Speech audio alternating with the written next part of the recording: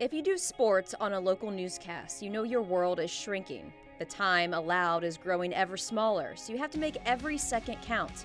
Here at WBFF, we've been faced with the reality. We used to do 15 minutes of content per day. Now it's down to around 6. So you have to use your time more wisely. At WBFF, we do just that. In early 2018, the Baltimore Orioles opened spring training under manager Buck Showalter, with a star-studded roster including Manny Machado and Zach Britton.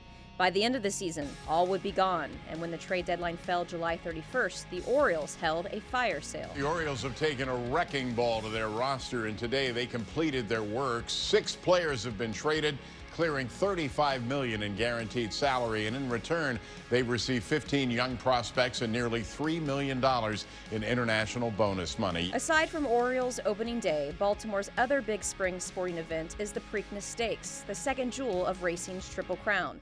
2018 proved to be a special year. Justify won the Preakness and went on to win the Belmont Stakes and become only the 13th horse ever to win the Triple Crown. I knew we had the horse to do it. I knew we had it.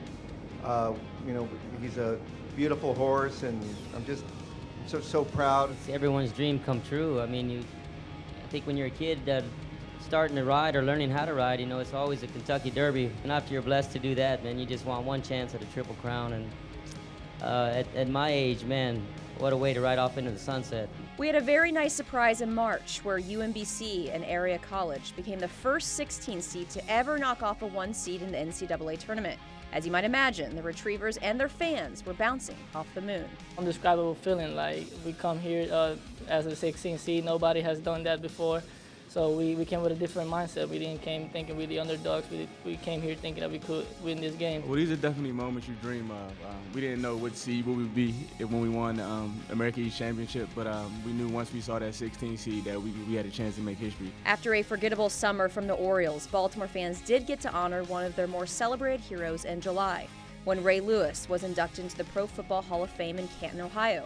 We spent the better part of a week there. No podium for Ray.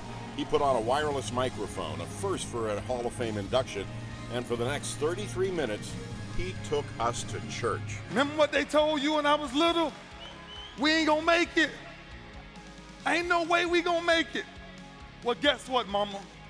We made it. Canton had a distinct Ravens flair. They played in the annual Hall of Fame game against the Chicago Bears, and we got our first look at a skinny rookie who would change everything. Quarterback Lamar Jackson gave fans a little taste of what was in store. I threw my first touchdown in the NFL in a Hall of Fame game. That's pretty cool. What's it like throwing a touchdown in an NFL game? It's exciting. It's different from any other touchdown you done had. NFL touchdown, and being a young player like me, 21 years old, it's incredible. Fast forward to 4 months later, starter Joe Flacco was injured and in stepped Jackson, who led the Ravens to 6 wins in their final 7 games and that elusive playoff spot. They lost to the Chargers in the first round, but the future is extremely bright. Joe's still part of the team. It's his team still, just like it's mine. It's all of our team. We brothers. We're here together each and every day. Every decision is based on what makes us the strongest possible team we can be, and that's whether it's quarterback or defensive line or whatever. That's the bottom line. That's what it boils down to. That's how we feel about this decision, and we're rolling. On the college level, things weren't so upbeat. At the University of Maryland, a football player, Jordan McNair, died after an off-season workout. The football program came under fire, and head coach DJ Durkin lost his job, along with members of the training staff. It has been a dramatic 24 hours in College Park. Yesterday, the University of Maryland Board of Regents recommended that DJ Durkin be retained as head football coach. He'd been suspended since August in the wake of the death of Jordan McNair. That action unleashed a firestorm. Criticism of the move was swift and came from all directions. Even the student government president was prepared to demand Durkin's ouster, and several current Maryland players are making the same demand.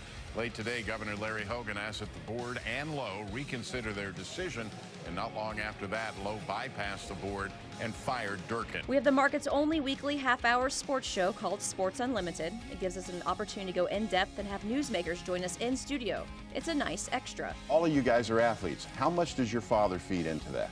Well, a lot. He grew up, obviously he was an athlete. He played football and baseball at Penn, but growing up, I'm the youngest of 6 and 5 boys and 1 girl.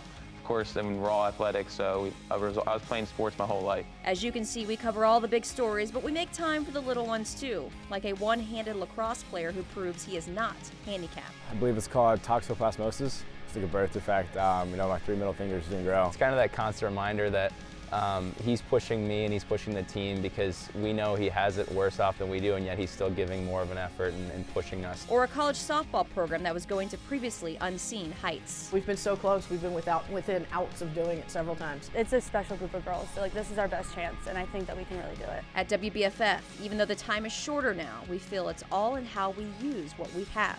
We try to make every second count.